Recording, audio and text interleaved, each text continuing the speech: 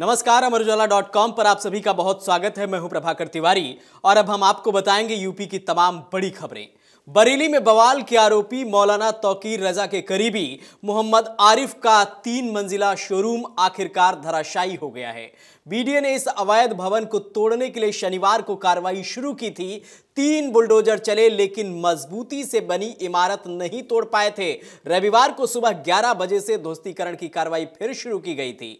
इमारत को गिराने के लिए पोकलेन मशीन और बुलडोजर लगाए गए थे। करीब 6 घंटे की कड़ी मशक्कत के बाद ध्वस्तीकरण की कार्रवाई में बीडीए की टीम को आखिरकार सफलता मिली है। शाम करीब 5 बजे पूरी इमारत भरभराकर जमींदोज हो गई।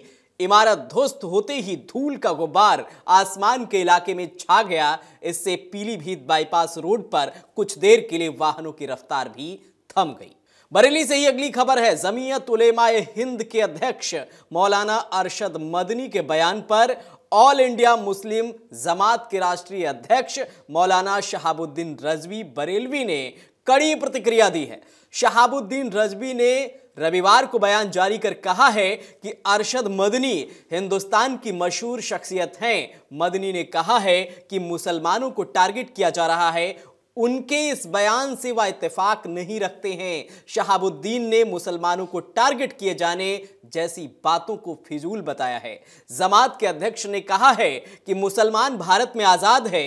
ये सरजमी यहां रहने वाले हर नागरिक की है।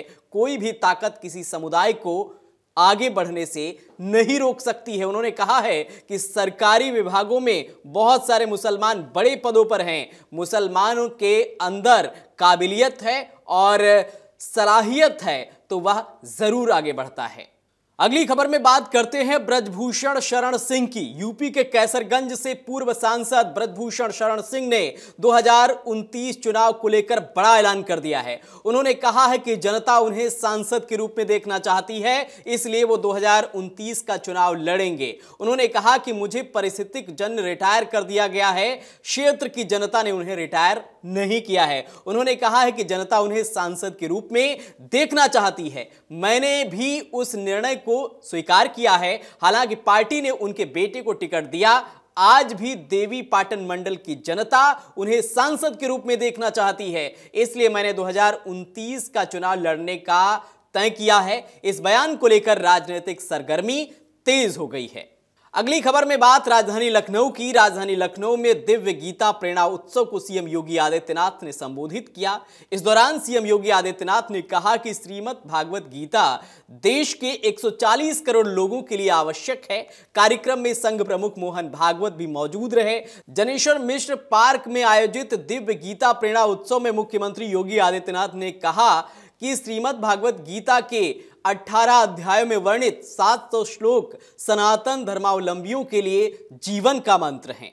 अब अगली खबर में बात करेंगे अलीगढ़ की। ताला और हार्डवेयर के लिए विश्व प्रसिद्ध अलीगढ़ के उद्योग जगत में एक और आध्यात्मिक उपलब्धि जुड़ गई है। यहां के कारीगरों द्वारा बनाई गई विशेष घंटियां 25 नवंबर को अयोध्या में होने जा रहे भव्य राम मंदिर ध्वजारोहण आयोजन के दौरान वहां के राम मंदिरों में गूंजेंगी। स्थानीय मूर्ति कारोबारियों ने इन घंटियों को व्यापारियों के माध्यम से अयोध्या भेजा है। इनमें 1 इंच से लेकर 12 इंच तक के विभिन्न आकार की घंटियां शामिल हैं। इनकी कीमत 70 रुपए से लेकर 12,000 रुपए तक है।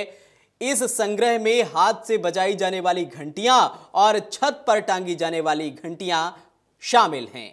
बरेली में दिशा पाटनी के घर पर फायरिंग की घटना के बाद पाकिस्तान से हथियारों की तस्करी करने के मामले में भी बागपत का नाम जुड़ गया है।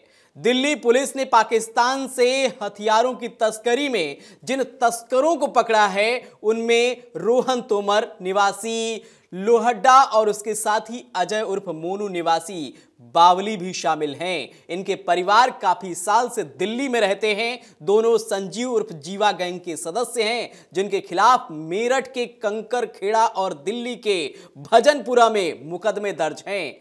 दिल्ली पुलिस ने पाकिस्तान से ड्रोन के जरिए भारत की सीमा में हथियारों को गिराकर तस्करी करने वाले गिरोह के 4 सदस्यों को शनिवार को गिरफ्तार किया है। तो इस तरह से पुलिस को ये एक बड़ी कामयाबी मिली है। तो उत्तर प्रदेश की तमाम बड़ी खबरें थी जिन पर हमारी नजर है। आप बने रहिए अमरउजाला.com के साथ। नमस्कार। अगर आप ये वीडियो YouTube पर देख रहे हैं तो हमारे चैनल को सब्सक्राइब कर बेल आइकन दबाएं और Facebook पर देख रहे हैं तो हमारे पेज को लाइक करें।